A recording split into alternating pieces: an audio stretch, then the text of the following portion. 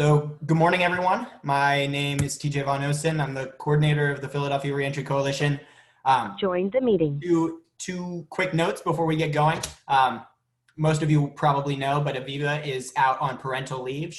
Her first daughter was born at the beginning of October, and she is hoping to be back at the beginning of January. But until then, feel free to reach out to me with any concerns about Office of Reentry Partnerships or the coalition. You probably get a lot of emails from me regardless, so I trust that you already know that I'm a resource. The second thing I just wanted to mention is that we're hosting a series of bi-weekly networking events for the coalition. The first one is going to be on December 1st, and it'll work on two-week increments for the next 3 cycles. And then we're also hoping to have some during the new year, but you should have received an email about that yesterday. If you didn't, feel free to reach out. I can get you the info. But there have been very few opportunities for people to network in the coalition since the pandemic hit. So we're hoping to provide that as a resource to you all. But enough about that. I am really, really excited to have Shabani and Malik back for the second iteration of the Philadelphia Reentry Coalition's Equity Training Series.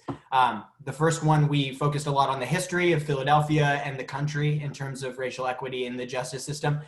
This training, we're hoping to be a little more precisely talking about the work that we do and how to implement racial equity strategies into reentry work specifically.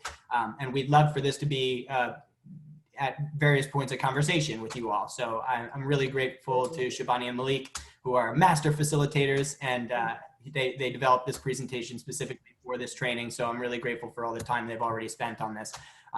But without further ado, here's Shabani and Malik. Thank you so much, TJ. I'm really glad to be back with you all and super excited to have you here. My name is Shabani. I am the racial equity strategist over the managing director's office of criminal justice. And we're excited. We really wish that we were all in person today to do this training, but we're gonna try to work it as well as we can over Zoom. So as TJ said, we'd love it for it to be a conversation and for you to participate however you feel comfortable. And I'll pop it over to Malik. Good morning, everyone. My name is Malik Bandy. I'm the Community Engagement and Communications Coordinator for the Office of Criminal Justice in the Managing Director's Office. As Shabani said, we're really looking forward to trying to have an interactive conversation and learn from you guys as much as hopefully you can learn from us, right? Before we get started, I always, try to figure out a way to pick on a person or two people and do a little icebreaker. So I think that I'm going to take Michael, Pam, and is it Curdy? Am I saying that right? Curdy? It's actually Curtis. Okay, Curtis. I'm going to take Michael, and everybody else enjoy this, because this is going to be. So I want you three to repeat after me. Red. Red. Blue. Green. Yellow. I love TJ. I love TJ. I love TJ. Purple. Love you, bro. Purple. What color is the grass? Green. What color is the grass? Thank you, Pam. That was good.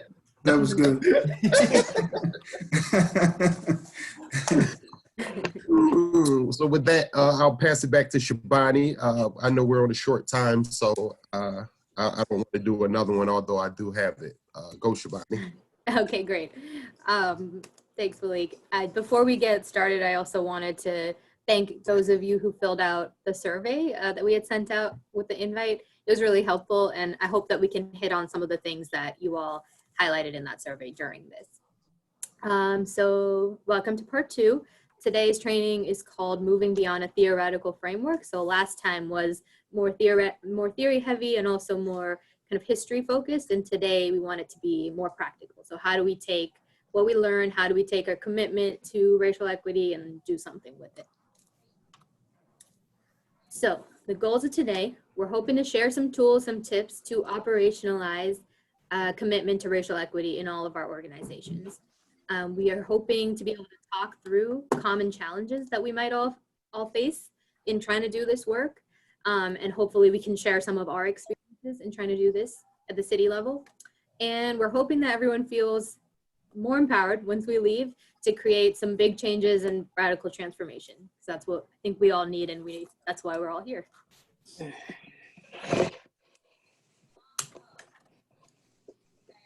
So Before we get started, oh, sorry. I yield. We wanted to set just a few ground rules for the group. And we also wanted to give you a starting list so you could take this over to your organization too and tweak it and adapt it as necessary. So I'll pass it to Malik to take it off. We also want to, we want to take space, but we want to make space, right? We want to, be open and remain and try to remain open as much as we possibly can be. What is said here stays here. Obviously, we all know that it's being recorded, but we learn what we learn here. We want to be able to, put back out in the atmosphere, right? We want to offer what we can, and we want to ask for what we need. One mic, one diva. What is the opposite of what is a male? Can men be divas? Everyone can be divas. Okay. Well then, one mic, one diva. Shabani. Couple other ones. We want to take human-centric approach. So always remember that we're talking about people, people's lives, people's families. Because sometimes I think we can kind of get caught up in more big picture, abstract things. So that's what we always want to keep a focus on.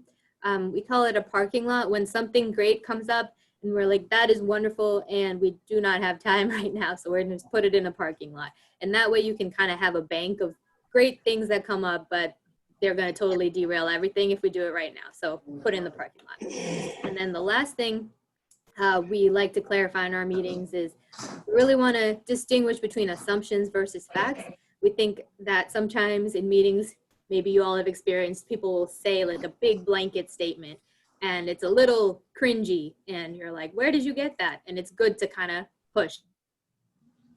You just said, is it just your personal assumption? Is it something you've read? What is it? And I think it's always good for us to push each other, push ourselves to really clarify, what we're basing our statements on. Vision. Big vision here. So if you had all the resources in the world, where would you like to see Philly's criminal system in 15 years? Sometimes we do this work and it's hard sometimes to see beyond the immediate actions that we or responsibilities that we have, right? So with this section is we want to create, a vision, right? A vision that we can all live inside of and work towards. So if you had all the resources in the world, where would you like to see Philly's legal system in 15 years? And please feel free to drop it in the chat, or we may pick a few people. Please raise your hand. Does everyone know how the raise your hand feature works? So, okay, let me try to, how do you get to raise your hand? Participants? Forget now. No. TJ, do you remember? Yeah, so the feature is not available to us as hosts, but if you go hover over your own name as a participant or go down to the bottom, and I think it's either reactions or more, you can raise your hand. Okay. Yeah, there's a raise your hand. Thanks.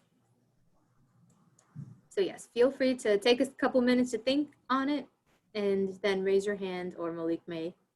If you had all the resources in the world, big vision. If you had all the resources in the world, where would you like to see Philly's criminal legal system in 15 years? I can't raise my hand. And if you wouldn't mind just going on mute if you aren't talking, that'd be great. Okay, Geneva, we'd love to hear from you. Saw that you raised your hand. I would like to see the justice system to be more humane. it seems like it's herding people into these small cubicles and you're sucking the life out of them. But what are you doing to engage them and return humanity back into their lives? So when they return as citizens, they're not more fractured than when they went into the system. What are you pouring into them while they're there? And are you just housing them? So they're just marking time and there's no humanity returning to them. So if it's the way to do that, then that's what I would do. Come on, y'all. I like that. You know, like so that. if we had all the resources, you know, how would we change Philly's criminal legal system in 15 years? Someone said equal justice for all, regardless of race, color, or creed. I can call on Michael. I think he has his hand raised too. I would like to see, if I had all the resources in the world, I would like to see diversion programs. Things that, you know, may not have to put people inside a prison to even have to go through that experience. As well as, I think that once we are inside of the system, me being formally incarcerated, I would like to see programs come inside of the prison where it's not just 6 months before we go home. I think that certain programs need to be for 3, maybe even 4, up to 5 years, because I think it takes that long for a person to be able to become comfortable with basically reintegration inside of society, where they feel comfortable with just speaking to people or getting what they really have inside out. So I think that if I had those resources, if I had all the resources in the world, it definitely would go to diversion programs, and it also would go to programs coming inside of the prison to basically help people 5 years out, you know what I mean, until they get out. So Someone said no probation, no parole That's for great. nonviolent offenders who have already served their time. Someone So I else want said, you guys to, oh, sorry, just having a system that's more just, fair, and focused on community supports. so a lot of the work that we do is really based on present and future work, right? So let's think broader. Let's think bigger. How can we think bigger, and how can we think broader about a question like this?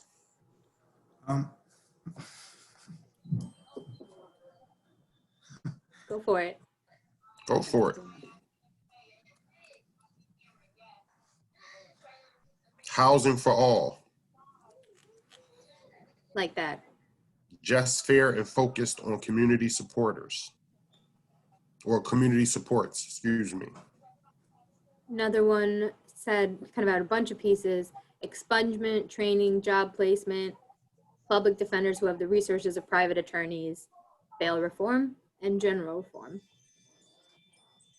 And so when we put all these pieces in place, what do we hope it looks like in 15 years? Is it looking like the system we have today? Is it just looking way smaller? What's, you know, kind of what do we envision? A public education system that addresses root issues early in life, setting up young people with opportunities they're excited about. That's great. Prevention. These are all great. These are all great. The goal Adrian has their hand raised. Go ahead. Hey, good morning, everybody. Good morning. You know, I would like to see I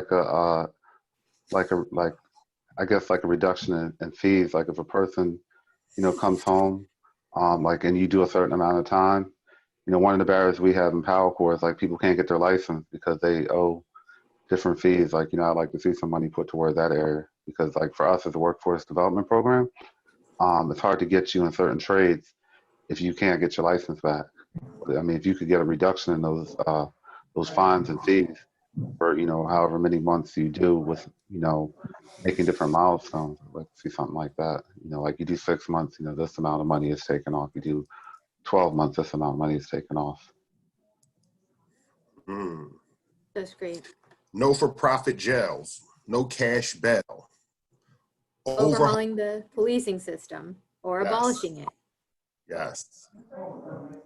reentry focused from day one, recognizes and is honest about the harms it causes.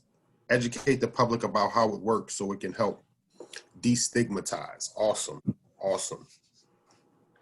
Addressing root causes of incarceration, addressing disparities in our community with people of color. That's great. Let's see, I think we have a couple more hands raised. We have A. Meadows. Yeah, good morning, everybody. Morning. What I would like to do if I had all of the resources in the world, and part of my background, I was a employee with a group that I had earlier, but I would like to. I'm sorry.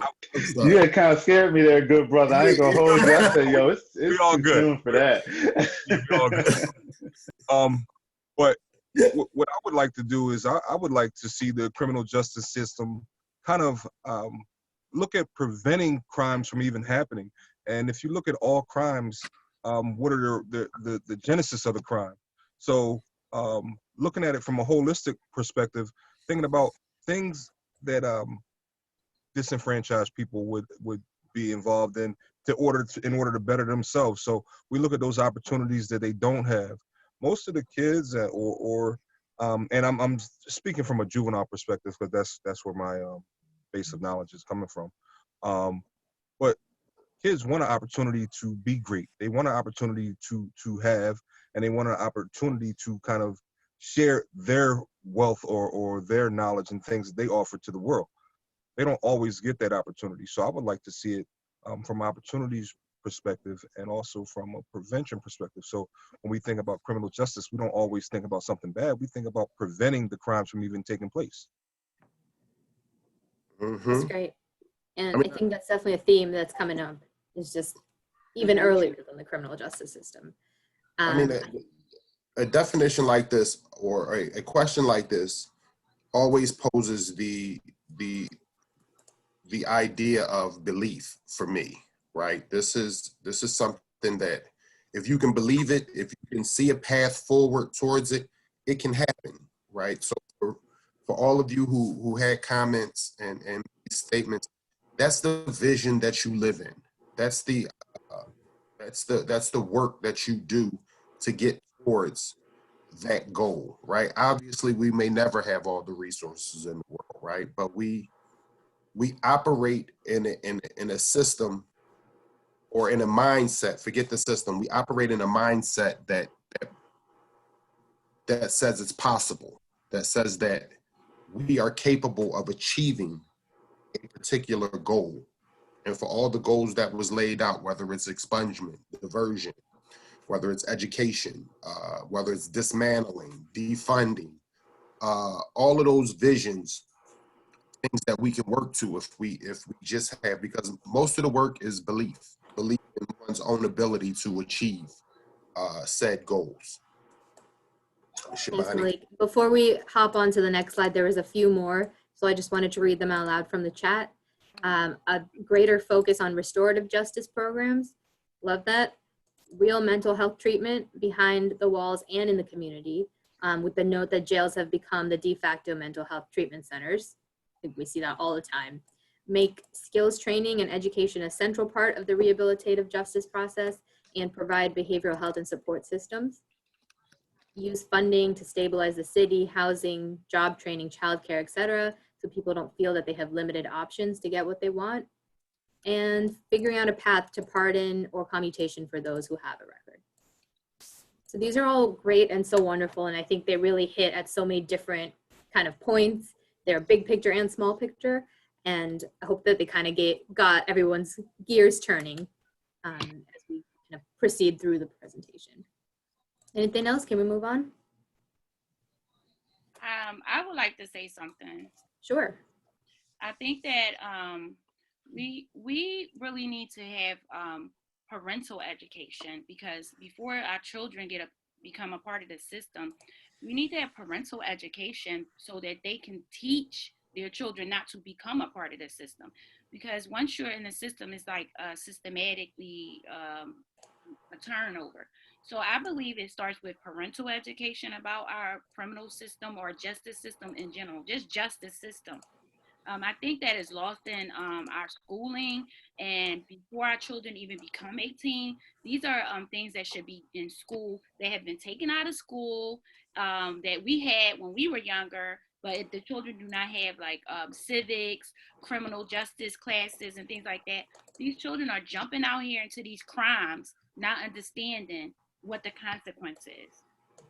So before we even talk about what resource, we need to talk about parental education and how can we get to these parents that can get to their children. Thank you. Thank you. I think in the interest of time, we'll keep it moving, but if people have more suggestions, feel free to put them in the chat. And I do want to note that there's also a note about the COVID crisis going on inside of all of our carceral institutions. And super important, it makes all of this even more urgent, especially because, as we'll talk about, we've seen that racial disparities have gotten worse through the COVID crisis here in Philly in the jails. So COVID is, as much as it affects everyone, it's also a very big racial equity issue and racial injustice issue.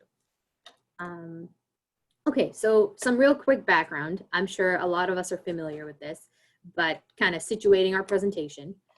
We saw this past month, uprisings in Philly and across the country protesting police violence, police murders, structural racism overall and in our criminal legal system.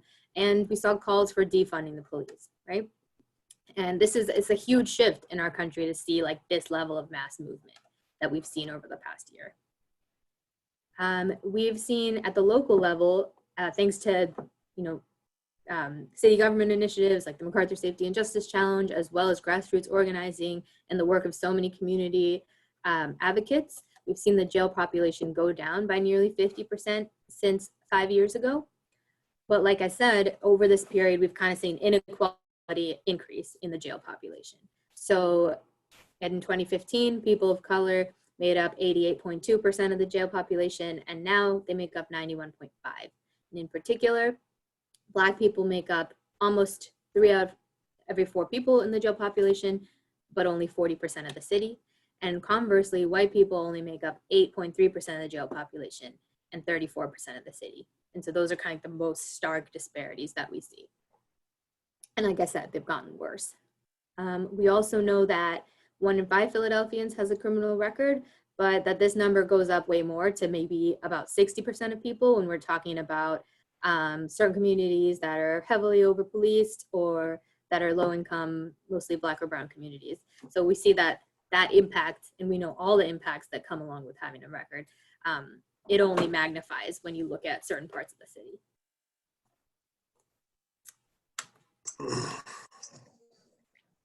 So this is another moment where we wanted to hear from you all.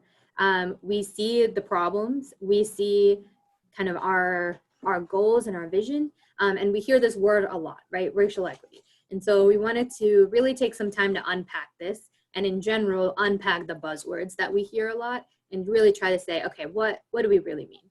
So we wanted to open up and ask, what does racial equity mean to this group? And feel free to put in the chat or speak out if you'd like.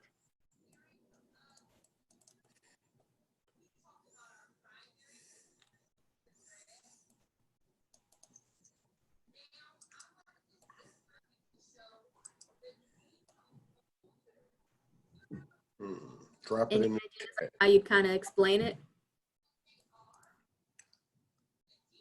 Say that again, Shabani. Any ideas on how you'd explain what racial equity means to someone?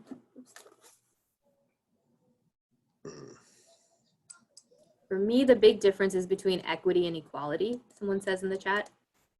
Yeah, that's great. Would you like to elaborate?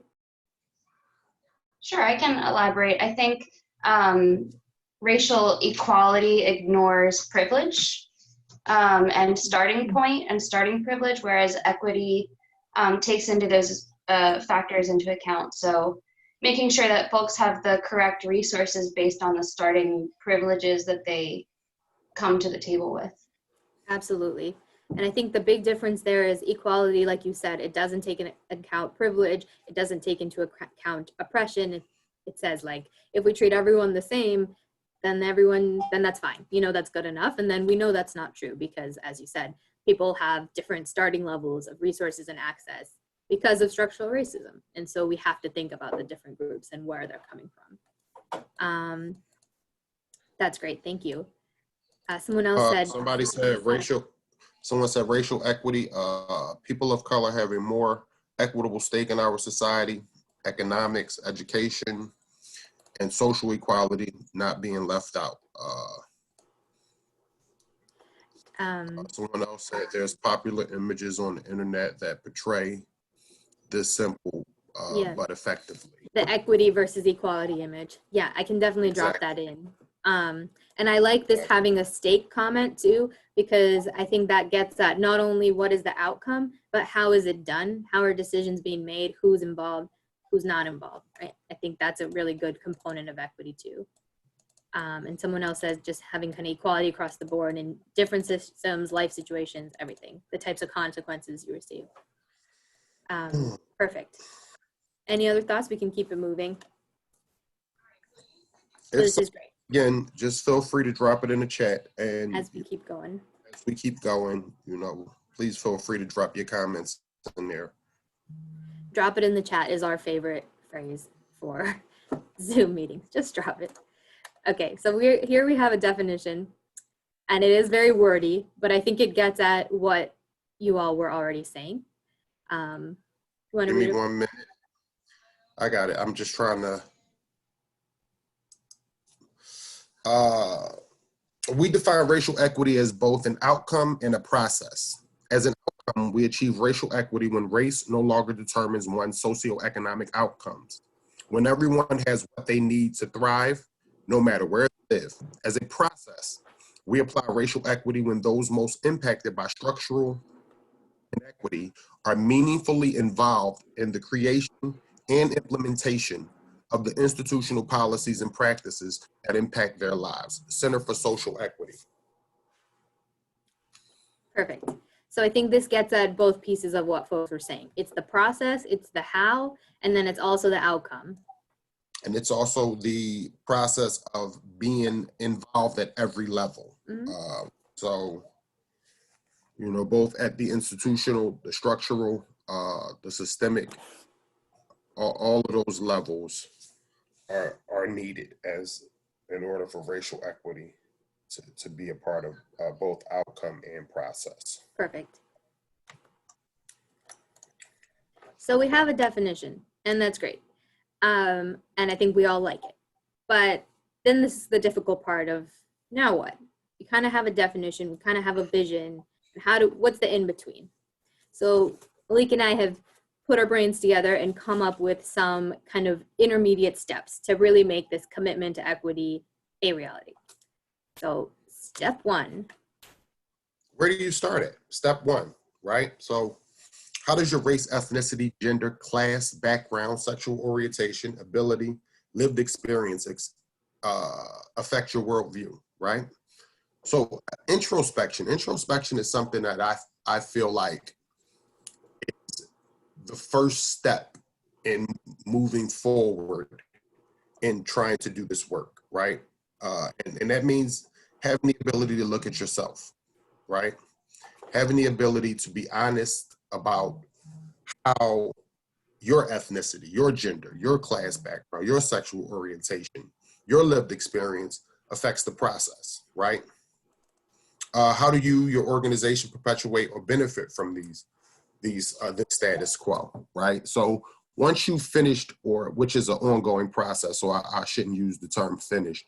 Introspection is something that will probably constantly be done in doing this work. And it's probably the most important ingredient in forming some type of racial equity lens to move forward in doing this work, right? And that's always being willing to question yourself, question your own abilities, question your own lived experience as it relates to racial equity, right?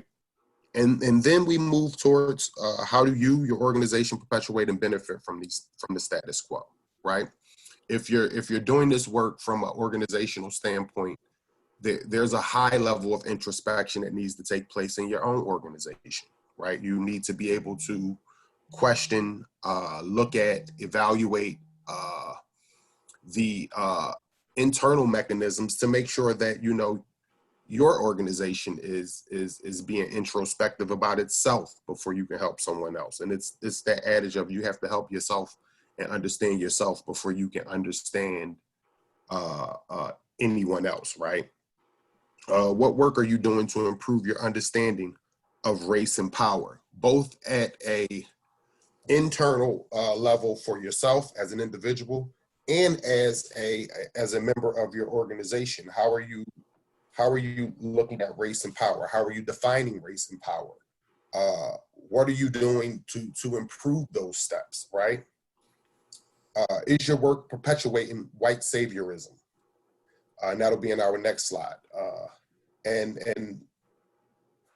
a hint, this step is never over, right? The introspection step is always a constant, or it always should be a constant at the forefront of your mind when you're doing this work, right? It should always be open for a reevaluation,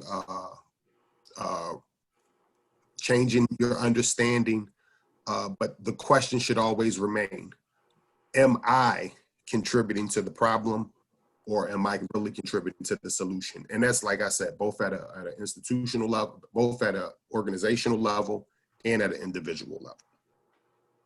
Yeah, that's perfect. And I think something you just said made me think of something. I think one challenge that we see in this work is people get very upset or defensive when you suggest that they may be part of the problem or perpetuating the problem. So I think it's good to normalize, hey, we're all part of the problem. Like, we're all part of these systems. We all benefit from the status quo in some kind of way, even if we would not like to, right? And so the more we can normalize that, the less I think it could, you know, it feels like an attack on one person or one organization, because this is something that we all can do better and all can understand about ourselves. So next slide, we want to talk about white saviorism. How many people? Go ahead, Shabani. No, go ahead. What are you going to say? I was just going to ask how many people recognize what the movie is. I'm interested to know how many people know what this movie is. And obviously the name of it is right there, but you know, how many people have seen this movie or thought about this movie as it relates to white saviorism? I see, Marie, you have your hand up. Is there something you wanted to say? Oh, I was just saying that I saw this movie, but this is also a movie that I was shown in high school for Black History Month, which is pretty awful, I think. Wow.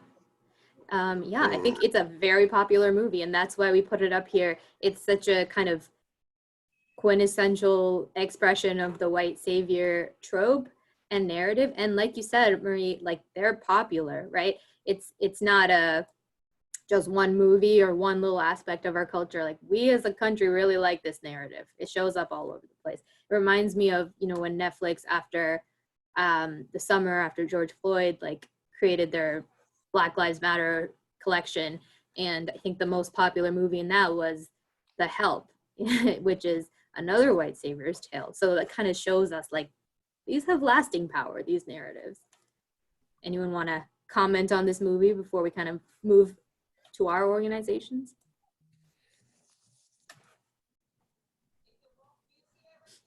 It sounds like people are familiar with it. So we wanted to open it up. So we know we can recognize this white savior trope when it shows up in movies or like in a commercial or someone's profile picture of their volunteer trip or whatever. But we wanted to now take a moment to think about, how does the white savior idea show up in Reentry? And we wanted to open it up for folks. So feel free to chat or raise your hands. Adrian, I see you have your hand raised. You know, it shows up in kind of a way of like not really believing in the person just like trying to give them everything. People have dignity, and they want, they want to earn and make their own way in the world. And like, as a grown man or woman, you don't need someone to, try to do every single thing for you. I mean, it kind of belittles you in a sense, because it's like it's like saying that you just don't have the skill set to even, plot your own path.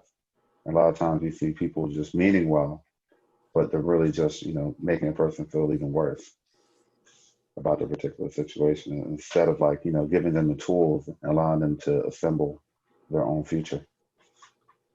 Yeah, And, that's really great.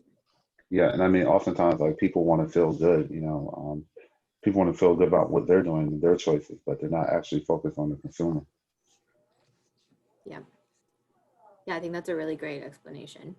And I think that's like, it's subtle things like giving tools, not just kind of like throwing a bunch of things at a person and assuming they can't help themselves, but it's just like these subtle ways that we go about trying to help or trying to do good. And like you said, intentions can be great, but the impact can be unintended. Anyone else? It's from where I sit, I see it every day and I still see it, and I pray eventually it will go away. For example, it's how we have to, as reentry professionals, have to kind of grovel to corporate America to convince them that because this person has a criminal record, they deserve a chance. I mean, we still have to grovel and we have to convince them that, yeah, we've worked with them in reentry, we've told them a couple of things, we know that they can still succeed. And it's still like we have to still wait for them to say, well, all right, because this organization has come to us, we will consider hiring them or giving 2 people a job or giving 3 people a job. It's the same thing with housing. We don't want to rent them more places because they have criminal records, and we still have to grovel and hope that they will come as saviors to help people because they have criminal records. And I think that is so very unfair, especially in the city of Philadelphia and in the Commonwealth of Pennsylvania. You see it being a little bit more progressive in other states, but that white saviorism is showing up every day in Philly. And this is why people right now, we need jobs and we need houses. And we in reentry saying, well, we're going to try our best to do it. And we're trying to convince these organizations to try to, open the doors for employment, open the doors for housing. But then again, it's because we have to depend on these white saviors who are not really, who really don't get it. That's really helpful. And I feel like you're highlighting it at a different level, like in inter-organizations and the kind of organization and funding hierarchies that we all exist in, right? And so I think it can happen at that level as well as within an individual organization. That's really great. I mean, it's not great, but it's a great thing to point out. And it's a reality, and people are wondering why, and why stuff is the way that it is. And we talk about reentry and why this stuff is happening in the city. It's because, again, we still have to depend on these white saviors to move the bar for us. If they don't feel sorry for us and say, okay, we're going to give you 2 jobs and we're going to give you 4 houses, then we still are the participants, as much as they want to move on with their lives, are still stuck. And it's a reality. Yeah, thank you for that. It's a great point. So other folks want to weigh in? This is Geneva. Mm-hmm. It's almost as though it's a superior thinking that I know better.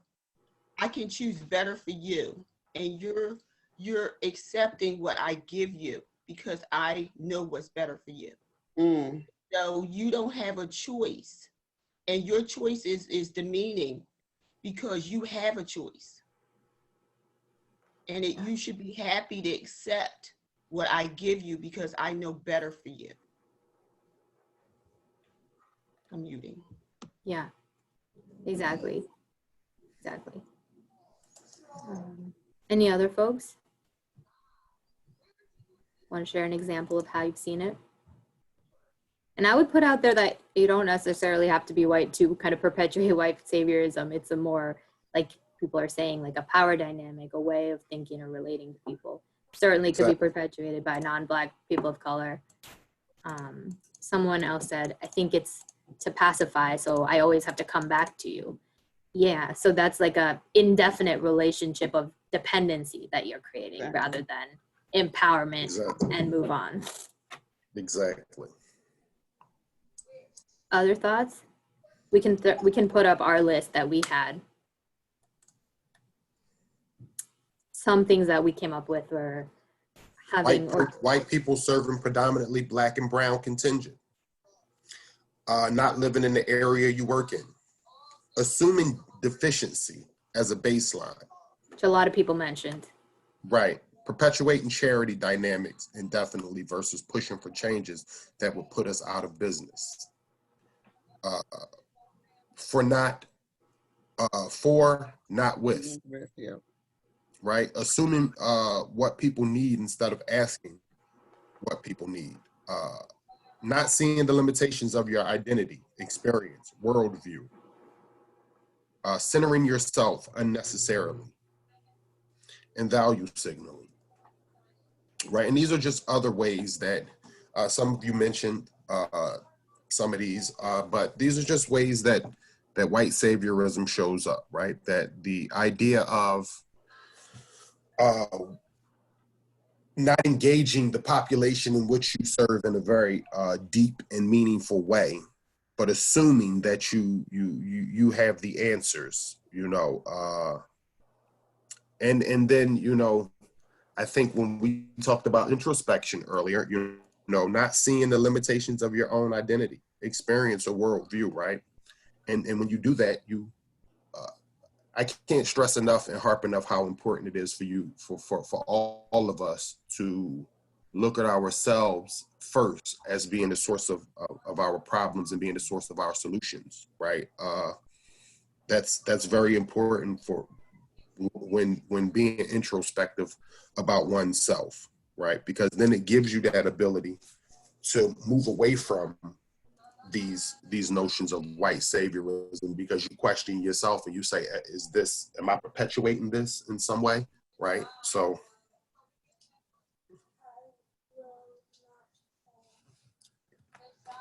We got a question, what is value signaling? Does everyone remember after the summer and the protests, you know, just the wave of kind of social media stuff happening where everyone was talking about, I'm doing X, Y, and Z to become a better person. I'm sharing this black square to show that I care about Black Lives Matter.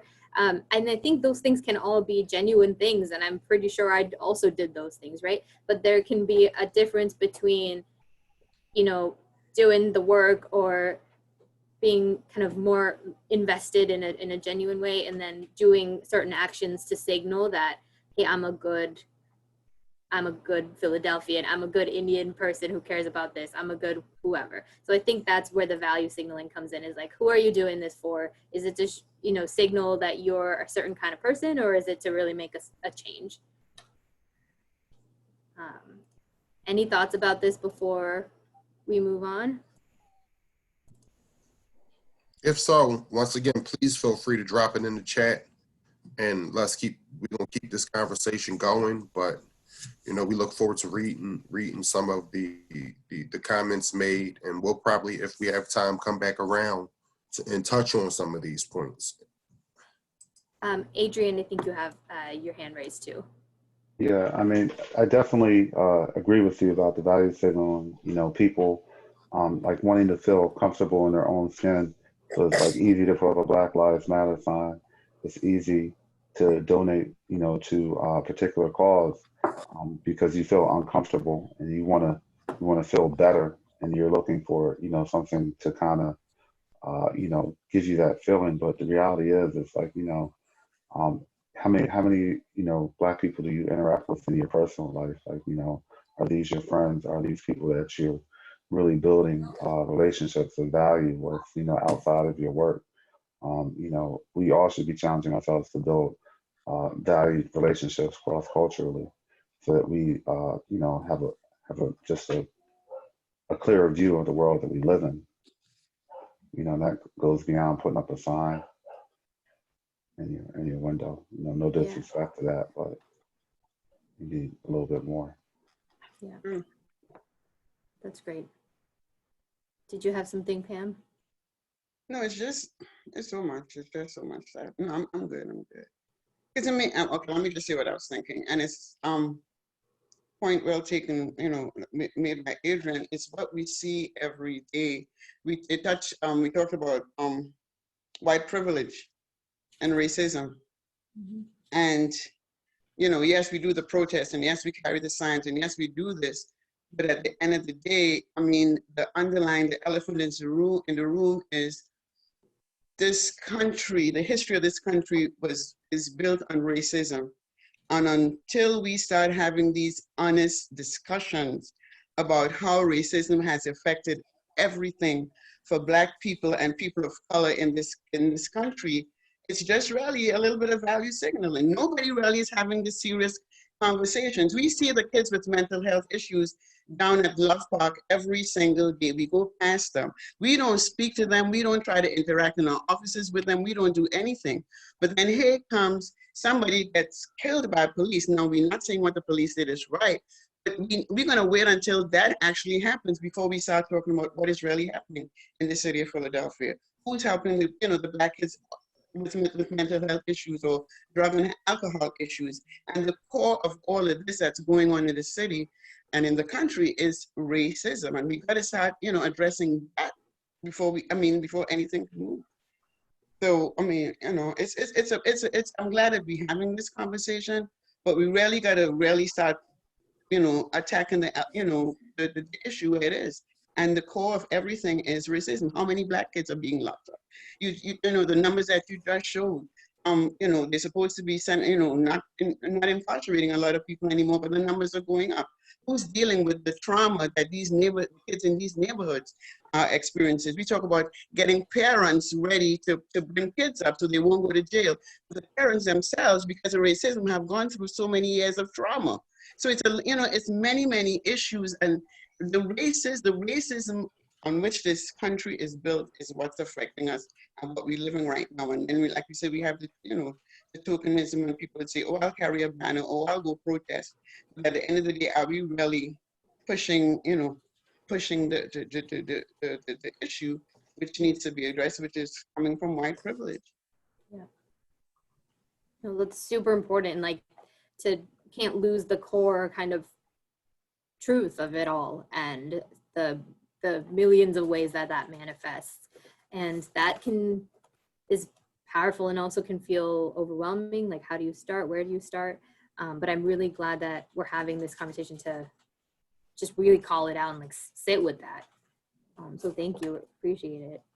I agree with you. I agree with you, Pam. I really think that, these conversations have to be had, right? And these are the ugly conversations. These are the conversations that I can have amongst ourselves because we have a shared lived experience. We have a shared understanding about it. But the goal should be to always challenge each other to have these conversations, right? Exactly. The idea of having the conversation with like-minded people is great, but we also have to have the mindset that we have to push towards having those conversations with those who may disagree with us, right? And be receptive enough to listen. And once again, I go back to this high level of introspection, right? That we have to be willing to question ourselves, right? Because only then will we have the ability to be able to question others and feel uncomfortable having those uncomfortable and ugly conversations that is really at the core of what needs to be addressed, right? And until we can get there, so I challenge each of us, right? I challenge all of us to continue to look at ourselves first and challenge ourselves to challenge others in a meaningful way that helps develop and grow these conversations. Thank you all. We've got some good comments in the chat too. I'm gonna keep us going just because we only have about 40 more minutes, but I encourage everyone to check out what folks have dropped in the chat. It's also really great. And thank you all so much for your participation and just all the insights you're bringing. So we kind of talked about step one, which is never over, right? Looking at yourself, looking at your organization, and as Pam said, really sitting with uncomfortable realities and truths about this country, right? And how everything that we're talking about shows up in every aspect of our work. And that part is never over, and it's uncomfortable and needs to constantly happen. I don't think any of us should be comfortable in our work, right? Step two, what we highlighted, is involving folks who have been traditionally and historically and currently marginalized into our process. So into our organizations, into who we partner with at every level of our organizations, at leadership, at the board level, etc. And we saw from the survey that when we asked, do you have folks with lived experience, some folks said, well, we don't have anybody.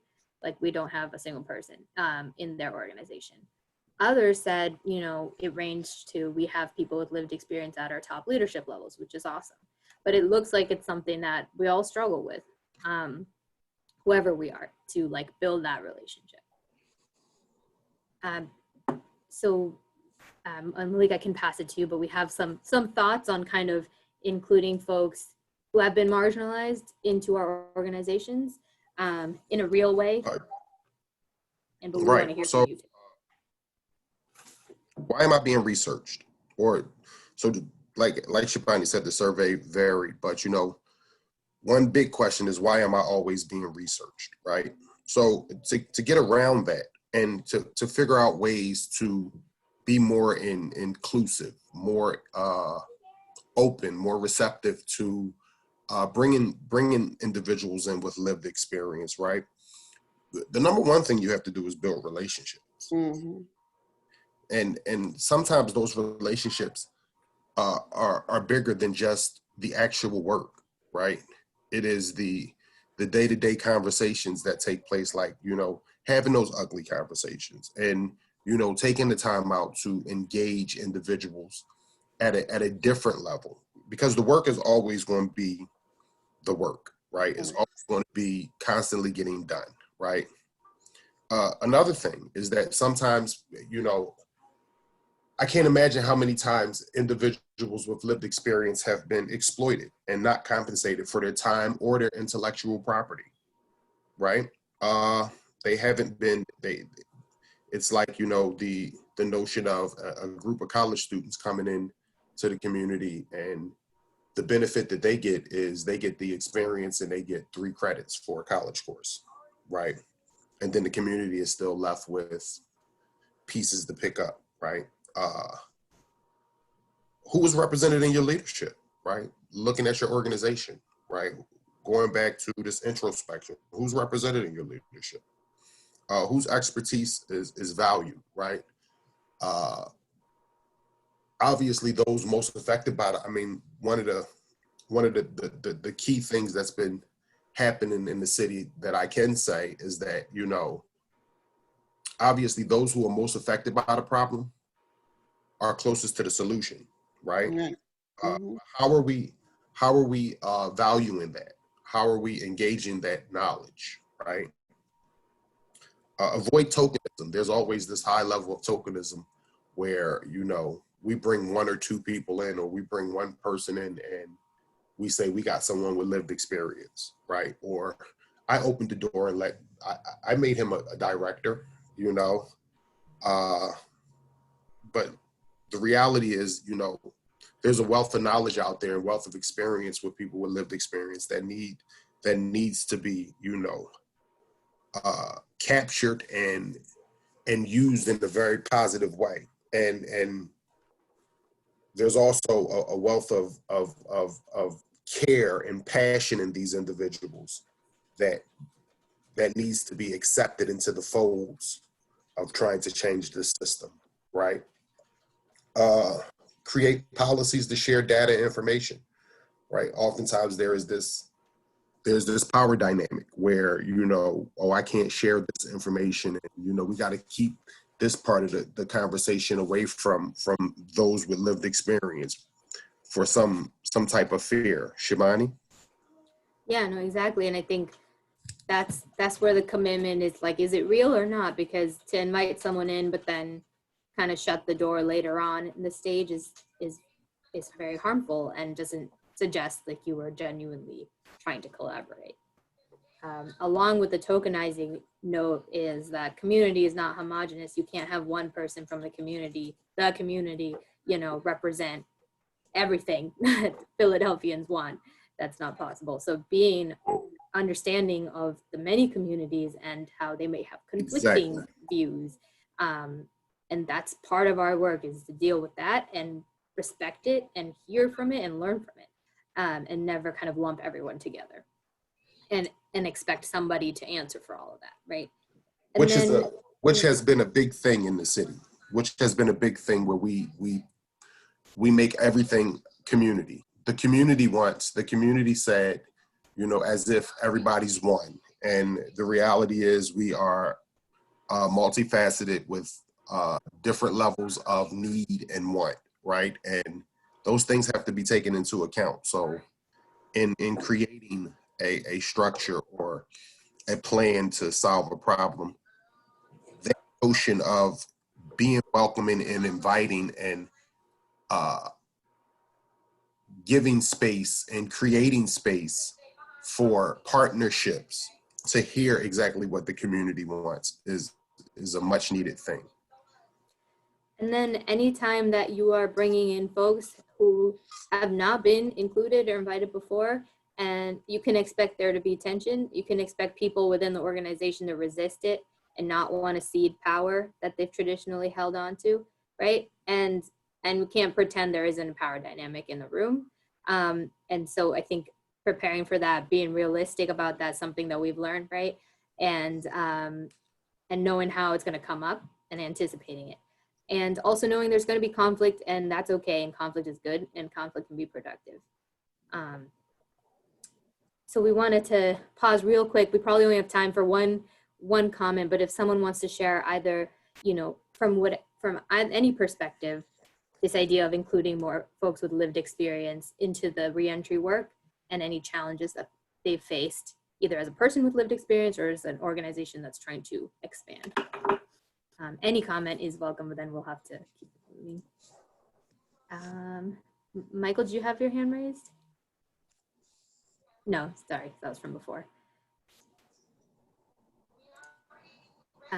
Let's see, we have something in the chat. Oh, yes, I will send the PowerPoint after this. Okay, so if we want to, I don't see any hands raised, so maybe we'll just keep going.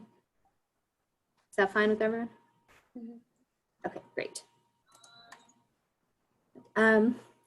Third step, if we have these certain equity goals, we want these things to happen, we have to also figure out within our organization, you know, who's going to be doing this and make it an actual priority, because oftentimes we've seen things like racial equity, community engagement, they become little, like check the box things that we do at the end or kind of think about last.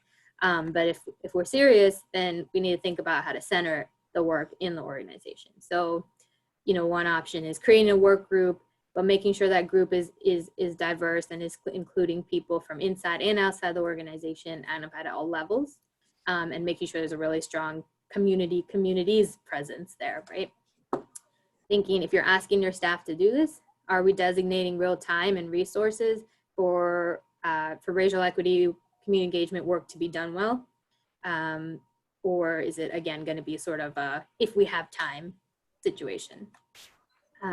We want to watch out for thinking about the Black or Brown junior staff who may inevitably be saddled with some of the work, right, and not compensated appropriately. That's the dynamic that we could expect happening, right? We can't just pop up a work group if the leadership of your organization is not actually invested. You can have a great work group and they could, you know, face resistance at every turn if we're not realistic about what kind of support is there. Again, similar to inviting folks into the organization, this work group as well needs access to information about your organization. Otherwise, they're not going to be able to make suggestions or really know what's going on.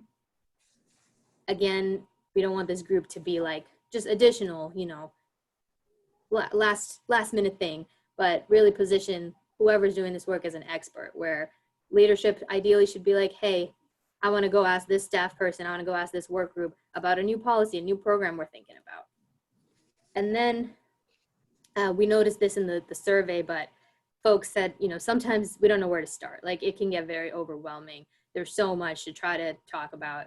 So we would really suggest keep it tight to start. Think about one area where you want to work on. Don't burn everybody out trying to take on everything, right? But know that you're gonna hit more things.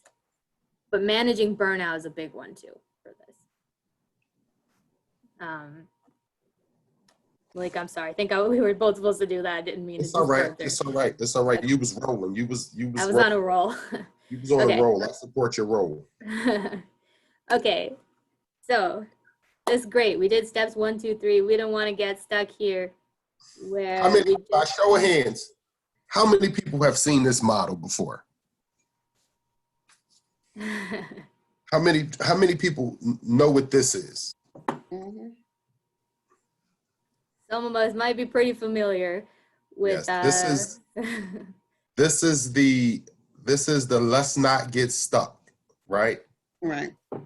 And how many times have we seen, you know, the let's create an exploratory committee. Let's create a work group, a task force, subcommittee, a committee, advisory committee, a board, you know, and before you know it, right, you are entrenched in politics, economics, bureaucracy, BS. You're caught up in a long web of meetings, agendas, and, you know, times, right? And in some ways you become, you know, ineffective, right? And I mean, this model has its benefits, right? And so we're not gonna totally cast it out and throw it away, but it has benefits. But really, when we're talking about let's not get stuck, right? Let's not get stuck in 6 to 9 months to a year of creating this, when really we could be somewhere else, right?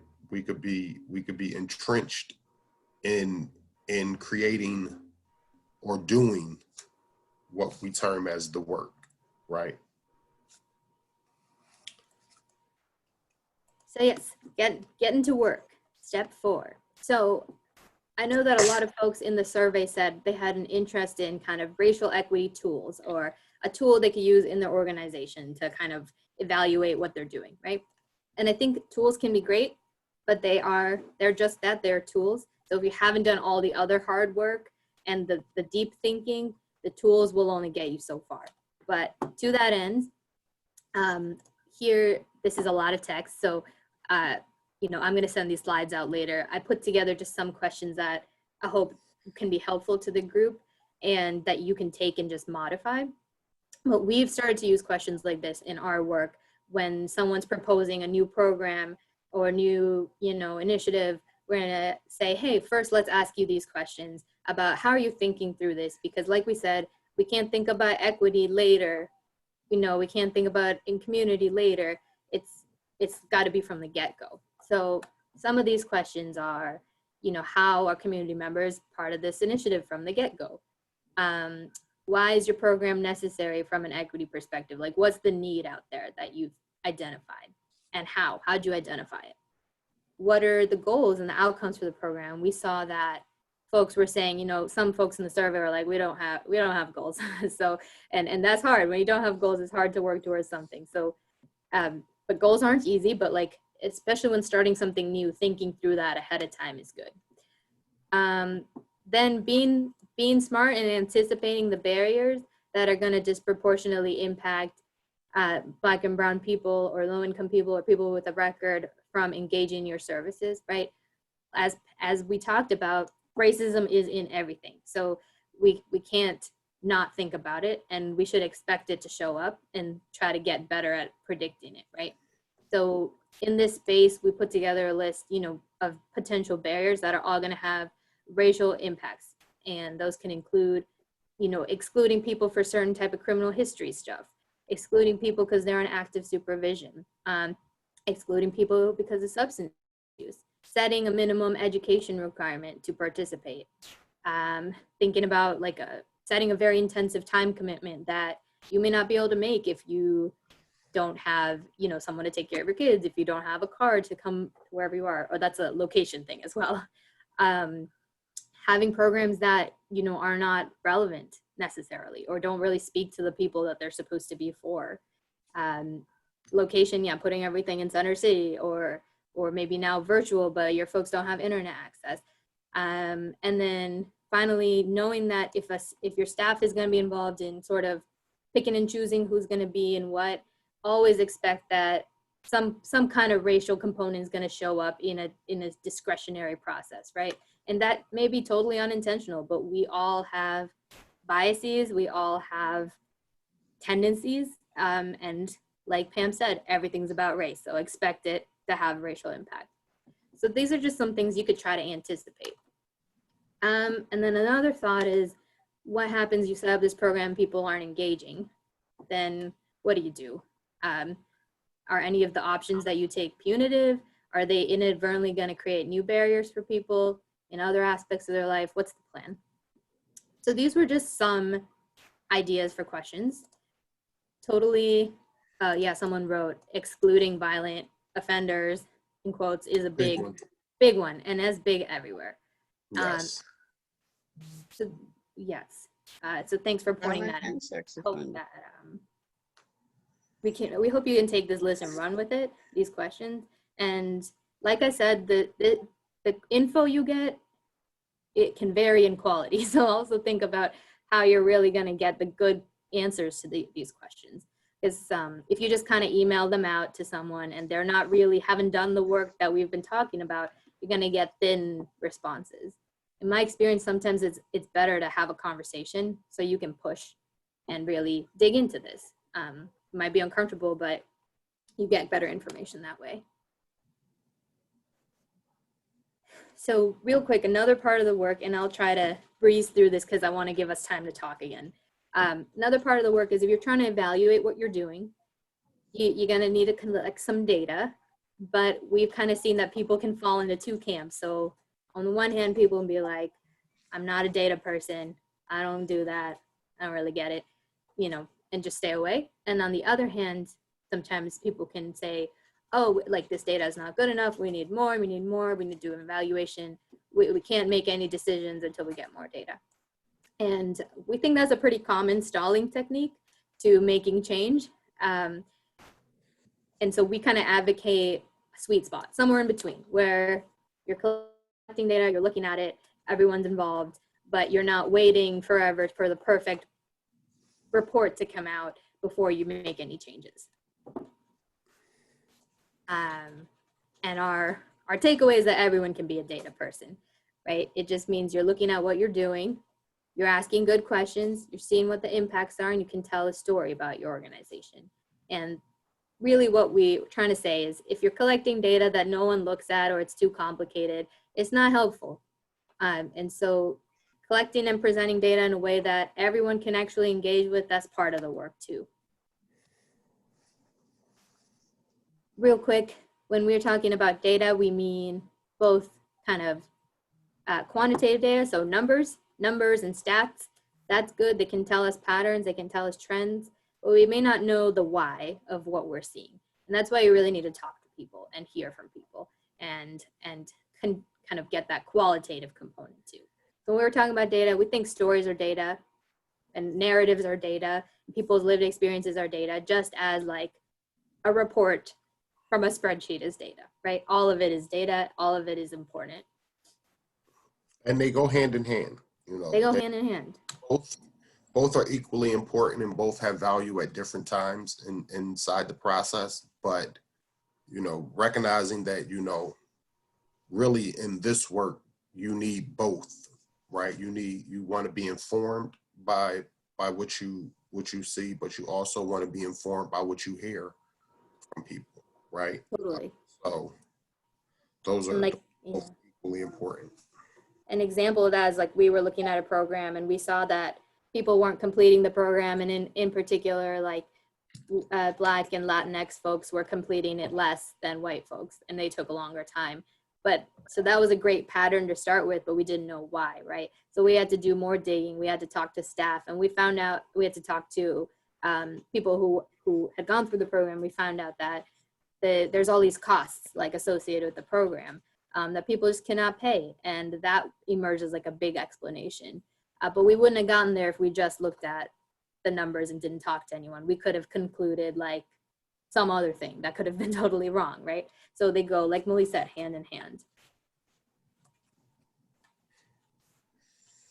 So some other ideas for you to kind of get to work and not get stuck in like committee land forever is figure out what are the big decisions you're making in your organization and who's making them for whose behalf and why. Why?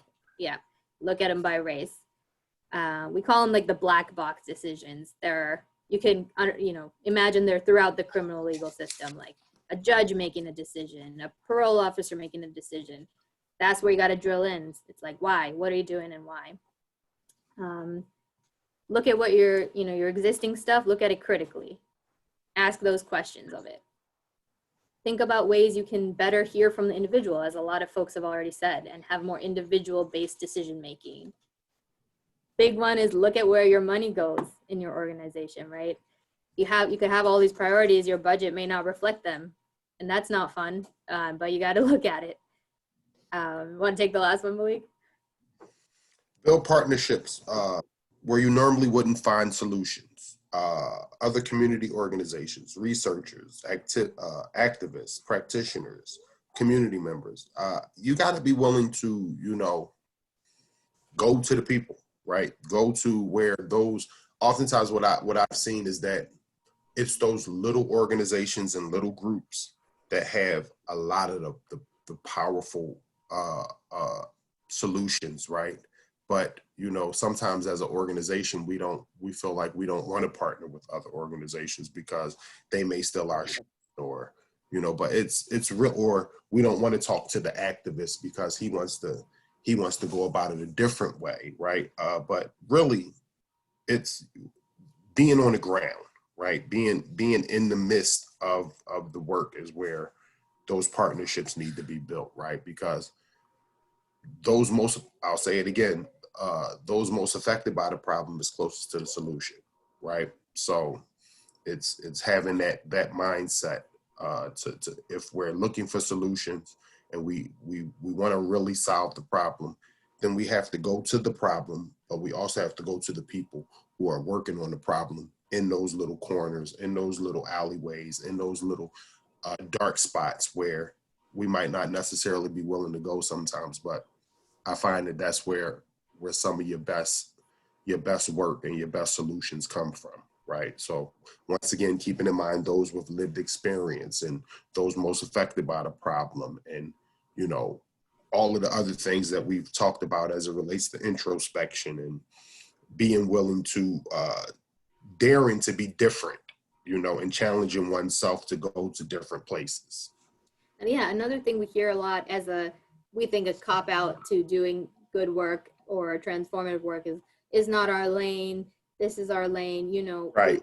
We don't do this. That's somebody else's problem. That's the school system.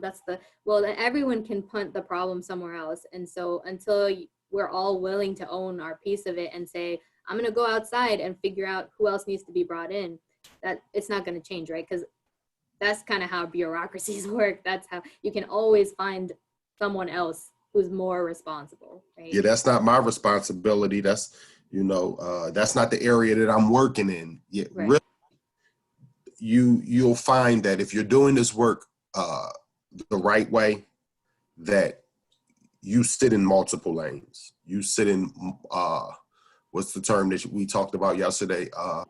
Intersectionality, Shabani. You'll find that your work intersects with a whole bunch of other people's work, and you have to be willing to share your work, share your idea, right? Because what I found is that when you're willing to share your idea, that's the real reason it grows and develops and becomes the solution, right? and empower people too to share their own ideas. As we talk about going back to the communities, I think one of the things that we got to think about is the language that we use when we go back to these communities. Sometimes the people that decide that they want to go to the communities, they're speaking in a way that Miss Eddie from the block captain for 15 years, she cannot understand, or some young kid who's just coming out of high school cannot understand. So we got to think about giving people a voice, but also communicating with them in a way that they can understand. And this is why sometimes when we try to go back and form these community groups, the people who are going back are not the right people because they're not able to communicate with communities. They're just doing it for their research or their data or whatever. And hence, at the end of the day, things fall flat. And you say, well, why are the people not coming to the meeting? Because the people who are organizing these community meetings are not able to communicate. And unless we're able to get back to that point, I think, we're going to continue losing it. Mm-hmm. Yeah, that's a great point. And that's on us, like the people who have taken up this idea. Like a communication failure is on us to own and figure out. Yeah, I think that's great. Bring a little food and get the community. You know what I'm saying? We got to go back to that old school recruiting where people feel engaged, because we're in dire crisis right now in the city. And unless we start thinking about how can we go back into these neighborhoods, like where that young man got shot, don't just go there because something happened, but going back and sitting and having meetings and getting people engaged and finding out what is really missing, we're not going to go anywhere. So I think we need to just go back to that old school kind of way, and I think we'll go somewhere with that.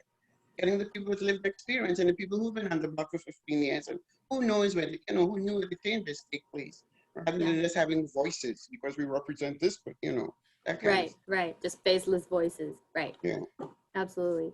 So we wanted to end, and I know we only have 10 minutes, so I'll pass this to Malik. We wanted to end with a little practice, and we want to hear from you. Right. So yeah, let's practice a little bit. So your data shows that your clients from group X are half as likely to complete your intake process than your white clients. It's an hour-long process that takes place after the first meeting. You bring this up in a meeting with your leadership. Leader A says that shouldn't be happening because we treat everyone the same regardless of race. So that doesn't make sense. Leader B says, well, that doesn't tell us anything. We need more data. Leader C says, that's because most of these people probably got rearrested. What do you notice about these responses? What is your game plan? Note, there aren't our views. We've heard these in rhetoric in a number of places, in a number of settings, right? So we just pulled it together, just trying to figure out something we can practice on. And then like a realistic scenario, unfortunately, right? So as always, we'll say our customary thing. Drop it in the chat. Or feel free to. And we'll take a few people to talk. Yeah. And this could be like, what would you do? How would you respond in the moment? Would you go get more info and come back? You could take any number of approaches. What would you want to do if you really want to solve this issue? One thing I notice about leader A's, can you hear me? Yeah. Okay. One thing I noticed about leader A's response is it kind of comes back to equity and equality. And like they really see that they think they're treating everyone equal, but not equitable. And so identifying that difference for that leader to kind of make that distinction and see how can we actually get equality by using equity in this process. That's wonderful. Exactly. In the chat, someone said there's no introspection here. The organization is not asking, what are we doing wrong? That's also really important. The blame here is kind of on the person, right? And the organization sort of wiping their hands of it. No input from people actually participating in the program. Yep, absolutely. So we're not hearing from folks, why didn't they come back for an intake? We're just making up reasons. Adrian, go for it. Yeah, I just kind of wanted to build off of that. I mean, PowerCore is kind of just like a unique machine. We're always like, examining ourselves because we work with, young people, and we always want to make sure that we're on the right side of doing things. One thing we do is we follow up with people that don't complete the process to try to figure out, what we know. At one point, we identified that staff members were just treating members a certain kind of way from our parent like our parent organization, which I won't name, but they were having bad experiences when they would come to our main offices. So we decided to get an annex so that way people only interacted with Power Core leadership and staff. You know, you have to examine, you have to ask, you know, yourself and ask the people that did not show up. You have to ask them. You'll be surprised when you call people back. They will tell you what happened. You know, they will tell you like, hey, you know, when I came there that day, you know, I didn't like how I was treated. You know, somebody told me to take my hat off and I didn't have a haircut. So you know what? Listen, I just left. You know, you'll be surprised the different reasons why people leave. You know, and then when you call them up, they will. I mean, if they have a good number, they'll tell you, and you just have to be ready to take that feedback. Yeah, that's really helpful. Thank you. Excellent point. Someone else said something they noticed here is that they're not looking to figure out the why, as you were just saying, like why is you have to hear from people, right? But the leaders here aren't looking to figure out the why, and they've lost focus on the objective. And I think that's going back to a lot of times racial equity is a add on or check the box. When we're talking about racial equity, that's the only time we're thinking about it. But it's all the time, right? And so when you bring up something in a meeting like this, everybody is kind of inequity flag should be up, right? And it should trigger that deep dive, not that brush off. I mean, sometimes you have to reevaluate your leadership team. I mean, we did that at Power Core as well. You know, everyone's not a good fit. You know, for one day, if I don't become a good fit to be a director, please remove me.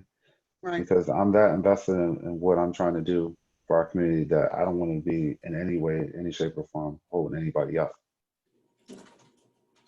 No, that's great. All right. It's super So important. we're coming up on about 7 to 10 minutes. So we wanna move forward through this, but this is one of my favorite parts right here. You know, the sauce. Mm-hmm. Right? In conclusion, ingredients for a good racial equity lens, because that's what we're talking about, right? We're talking about being able to create in ourselves and in our organizations the vision to be able to effectively do this work, right? That's what we're talking about. So the emotional, so you must have an emotional connection, right? And you must have a passion, right? There can be no surface or, you know, I'm just doing this for my job as a 9-to-5 and collect my paycheck, right? There has to be some deeper value in yourself and in the organization's commitment to wanting to create transformational change, right? See yourself and your organization as part of the solution. Once again, if you can believe it, you can achieve it, right? That was the old saying. But most of the work is belief in one's ability, belief in the organization that they're on, that they have a commitment, a serious commitment, right? You must be embedded in the community. You have to be embedded in the community. There is no outsider view of this doesn't affect me, so therefore I'm only doing it because. There has to be, no, I see you as I see myself. Just because I don't live on your block, I value you as I value myself, and I want to be a part of this community. Can I add one thing there? Shoot. Yeah, I think another thing with the racial equity lens, we think that this sounds kind of fancy. Maybe we need to hire some like outside person to come do this for us. But if that's not going to work, that's not going to give you a deep understanding, because if you don't have people from your communities doing it, you're going to miss that, everything that's actually going on the ground. So I think that's another thing to resist the impulse, like, oh, we need to go get some expert from somewhere to do this for us. Go ahead, Malik, sorry. See race and power in everything, right? Clear, right? You know, It's in everything. It's in everything, right? It's, you know, and it's important for us to be able to keep that in our minds as we doing this work, right? We just talked about this, get intersectional, right? You know, being willing to engage other organizations that may not be in our wheelhouse, right? Engage the work that may not be in our wheelhouse, engage the people who may not be in our wheelhouse. You know, that is super important, because this work is just that. It's intersectional. MLK said that we're inextricably linked, right? So the work is inextricably linked to other people's work, right? And race is linked to all these other systems of oppression too. Exactly. And so, you know, we said Right. racial lens, but we can't think about it without thinking race and gender, race and ability, race and class. Ask good questions. You know, always. I had a professor once tell me, always be willing to question the question, right? Always ask good questions, right? And be willing to say why. You know, why is a simple 3-letter word that, believe it or not, has great impact, right? Challenge every assumption, right? Whether it comes from you internally or whether it comes externally, right? Be prepared to make changes, right? Sometimes we get so immersed in our work that when we invite other people in, we sometimes get closed-minded because it wasn't our idea. Right. This work is by far some of the most difficult work to do, and it has a lot of meaning to it, right? And being prepared to change and add and help grow the work is you have to have a high level of one, introspection, but two, you have to be open to other people, right? And then this is Shivani's favorite one right here. It is not how do you say that word, Shivani? Iterative. It's not my favorite. It is it is not iterative. It is it's iterative, not linear, right? So there is no ABC model to follow, right? It could go A to Z and then back to B, right? But once again, being open and being responsive to that and aware of that is very important. That, you know, the track that we're on, there's no perfect roadmap to solve the problem, right? And then it's a muscle, right? It takes work. It's heavy lifting. It's how did you define it, Shivani? You get better at it the more you use it. Exactly. You get better at it the more you use it, right? So it's a muscle.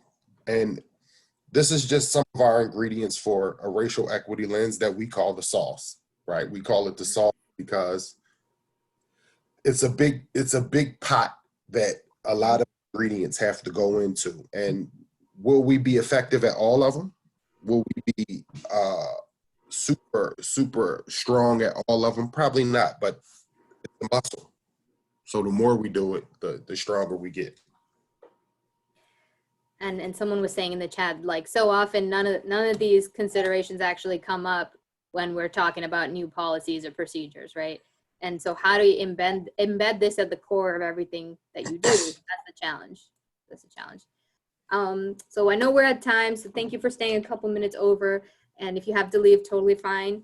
But we wanted to, you know, if we were in person, we could have put people into groups and could have done a whole thing, but we can't do any of that. But we did want to be responsive to some of the kind of issue areas that came up in the survey and see if people want to get together. And if you do, email us and just say, you know, I'm interested in 1, 2, and 3 or whatever it is. And we'll put you with other people, you know, and give you all everyone's emails and say, go for it, talk, because we want you to collaborate and, you know, meet someone new from this. So one of the ones that came up was really this, like, developing policies around not calling the police on clients, right? Especially your Black and brown clients, and figuring out other ways to deal with any safety concerns that might arise. That was an important one that came up. So if you're interested, you know, again, email us. Another one is just expanding inclusion opportunities for people with lived experience. So that could be in your organization, in other settings, also in you know, going into jails and doing programming when that's a possibility again. Third is really leadership came up a lot as a challenge. And so strategizing, how do you pitch things? How do you create change when you have obstacles at your leadership level? And we're open to others too. And yeah, so feel free to send us an email. We're going to send these slides out so you can also have it all. And there's also more resources at the end.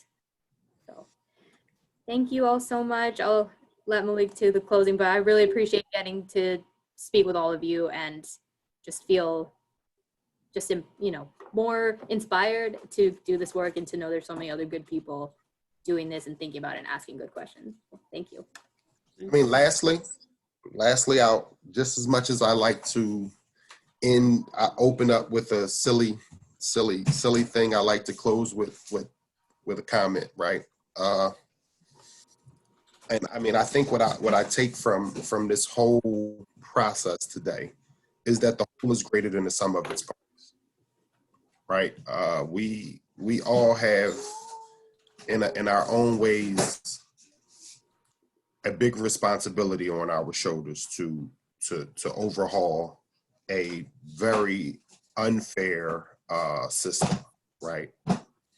And I remain hopeful each time I do things like this and I engage people in this area of work, right? Because I don't know most of you, but I'm grateful that all of you are on that line somewhere doing where you're at, right? And that's all we can do. We can only do the work from where we're at, right? Today we had an opportunity to gain more knowledge. Some of you may have already known it. Some of you may have not known it, right? But that doesn't really matter. What matters is that we took the time out to engage one another and have a conversation over Zoom and spend an hour and a half talking about very complicated, very difficult, very important issues. And in that, it's something to be acknowledged in ourselves, right? That it says that we have a commitment, and that commitment can be, this big or that big, right? But on all levels, the work needs to be done, right? And you do the work from where you're at. You do the work from what you can give. And I appreciate that, right? I appreciate it. And I'm very mindful of time, right? Time is something that can be your friend and it can be your enemy, so let us be mindful that time can be that, right? And let us utilize our time in the most productive way. So once again, I appreciate y'all. Thank y'all for coming. We look forward to hearing from you guys in emails. And if you got any other comments, drop it in the chat.